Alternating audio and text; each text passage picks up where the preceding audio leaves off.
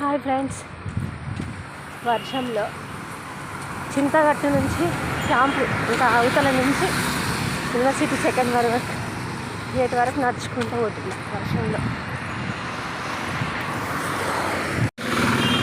Full వర్షంలో నడుచుకుంటూ వెళ్తున్నా.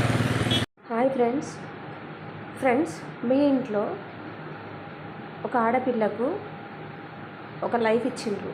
ఆ లైఫ్ ఏంటిదంటే పాపం తాను ఏ తప్పు చేయకుండా అమ్మ నాన్నలు ఎట్లా చెప్తే అట్లేని ఒక ఇంటికి ఇచ్చి పంపించిండు, ఇవన్నీ చేసిండు. ఆ పిల్లక కష్టం అత్తారింటితో వాళ్ళతో వీళ్ళతో వచ్చింది. జీవితంలో అన్నీ కోల్పోయి విసికి వేసారి అటు తల్లి లేదు, తల్లి చనిపోయింది, తండ్రి ముసలోడైండు. తండ్రి మాట వాళ్ళకు భయం లేదు, ఇక ఏజ్ అయిపోయింది కదా. అన్నలు అంటావా, అన్నలు అక్క చెల్లెలు అందరూ ఒకటే పార్టీ. ఎందుకంటే వాళ్ళకు లావాదేవీల ట్రాన్సాక్షన్స్ సపోర్టింగ్ ఉంటుంది కాబట్టి వాళ్ళకు సపోర్ట్ చేస్తారు. ఒక భర్త వదిలేసిన ఆడపిల్లను ప్లస్ తల్లి లేని ఆడపిల్లను 100 మందిలా కావచ్చు, 10 మందిలా కావచ్చు ఇన్సల్ట్ చేయాల్సిన అధికారం, రైట్స్ ఎవరిచ్చారు మీకు? ప్రతి ఆడదానికి నేను ఇదే చెప్తున్నా. ఎవరిచ్చారు? ఒక్కసారి, 2 సార్లు, 3 సార్లు ప్రతిసారి ఇన్సల్ట్ చేస్తే ఆడది ఎక్కడ చస్తుంది? మీ వల్లనే. ఏ కర్మ మీరు వినండి. తల్లిదండ్రులు ఎలా చెప్తే అలా ఈయన్ని పెళ్లి చేసుకున్నది. అత్త మామలకు సేవ చేసింది, తల్లిదండ్రులకు కూడా సేవలు చేసింది. ఈ అన్నోళ్ళు ఎవరు చేయలే. అర్థమైందా? ఈ చేసిన ఆడోళ్ళు గెస్టులు, అర్థమైందా? గెస్టులు లెక్కొస్తారు. కానీ ఈ బిడ్డ మాత్రం ఇప్పటికి కూడా తన తల్లి చనిపోయింది కూడా నా ఊళ్ళోనే చనిపోయింది. తండ్రికి కూడా మొన్న సేవలు చేసి నీకు ఎవరిచ్చారు రైట్స్? ఇంత పుణ్యం కట్టుకున్న నేనే ఇంత కర్మ ఫేస్ చేస్తాను. ఏ తప్పు తెలియకుంటే, ఏ తప్పు చేయకుంటే ఇంత కర్మ అనిపిస్తున్నా. ప్రతిసారి తల్లికి కోల్పోయిన ఆడపిల్లను, భర్త వదిలేసిన ఆడపిల్లను ఒంటరిగా తన కాళ్ళ మీద తను ఒంటరిగా బతుకుతూ కష్టంలో నష్టాల భయాలు పడుతూ రాత్రిపూట ఒక్కతే వండుకుంటా రోడ్డు మీద వెళ్ళినా, బయటికి వెళ్ళినా, ఎటు వెళ్ళినా కష్టాలు పడుకుంటూ ఉండేదాన్ని అనడానికి నీకు ఎవడిచ్చాడు అర్హత? ఎవడిచ్చాడు నీకు రైట్స్?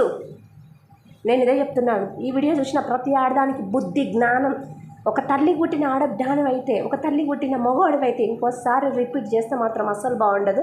నీ కుటుంబానికి కర్మ ఎవరిని వదలలేదు. ఈరోజు నన్ను వదలలే. ఇంత మంచిగా చెప్పి ఇన్ని పుణ్యాలు చేసుకుని నన్నే వదలలేదే. నువ్వు మాటికి తల్లి వదిలేసిన, తల్లి చనిపోయిన తల్లి లేని పిల్లను ఇంత గూసబెట్టుకుంటా ఇన్ని కష్టాలలో, ఒక తోడు లేక, ఇల్లు లేక, కడుపున పుట్టిన బిడ్డలు లేక, ఒంటరి. నా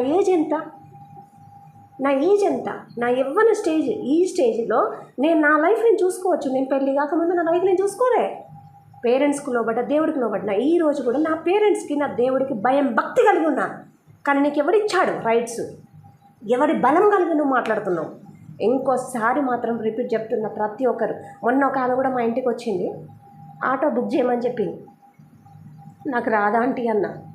నువ్వు దేనికి ఉపయోగం? నీ వల్ల దేనికి ఉపయోగం? వచ్చిన వాళ్ళందరూ విషయం కలిపియండి, చచ్చిపోతాం. ఇక చెప్పండి, విషము కల్పించేయండి. ఇక ఈ సొలమన్ పాష దీనమ్మల కూతురు చిన్న బిడ్డ ఏ తప్పు చేయకుండా ఎందుకు అనుభవించాలి? అక్కడ అనుభవించి, శిక్షలు అనుభవించి, అన్నీ కోల్పోయి, కష్టాలు నష్టాలు అన్నీ కోల్పోయి, జీవితంలో అన్నీ కోల్పోయి అసలు బ్రతుకుతున్నా. నన్ను అనడానికి ఎవరికి హక్కు? నేను మాట్లాడుతున్నా. ఈ వీడియో చూస్తే ఇప్పటికైనా నీలో బుద్ధి జ్ఞానం నీకున్నారు పిల్లలు, నీకున్నారు కొడుకులు, నీకున్నారు పిల్లలు. ప్రతి ఒక్కరికి నేను ఇది చెప్పేది. బయట సమాజానికి కూడా చెప్తున్నా.